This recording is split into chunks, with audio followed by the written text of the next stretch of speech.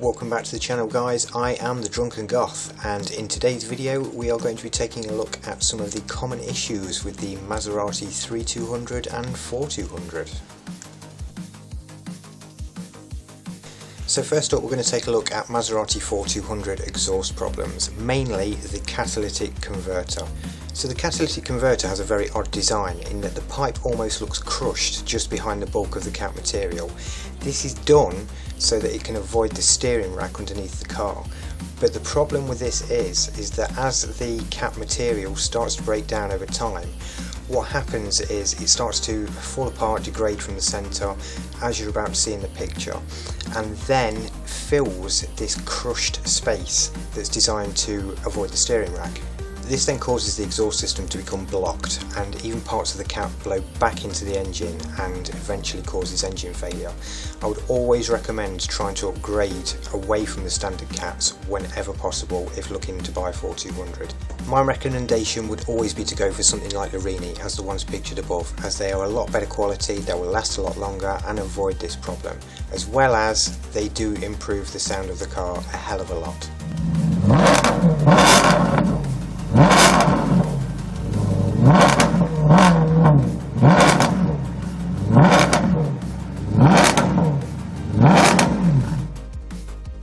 So next up we have problems with the 3200 and accelerator problems.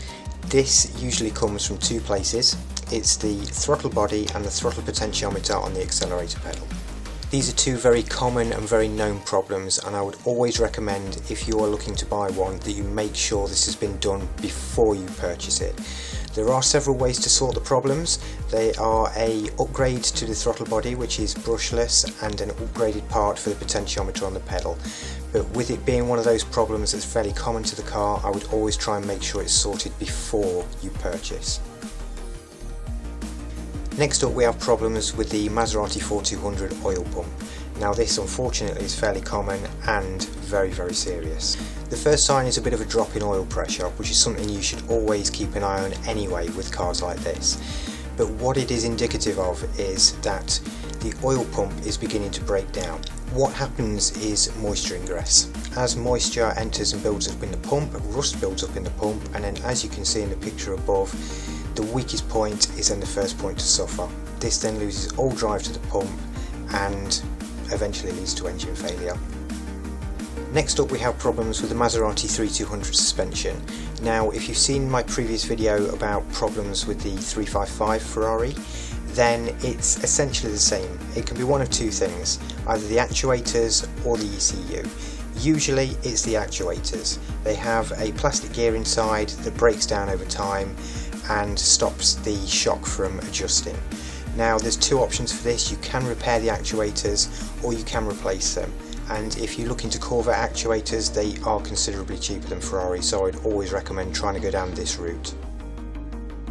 Finally we have Maserati wiring issues. Now, as I'm sure is no secret, Italian cars are really not known for having good wiring systems.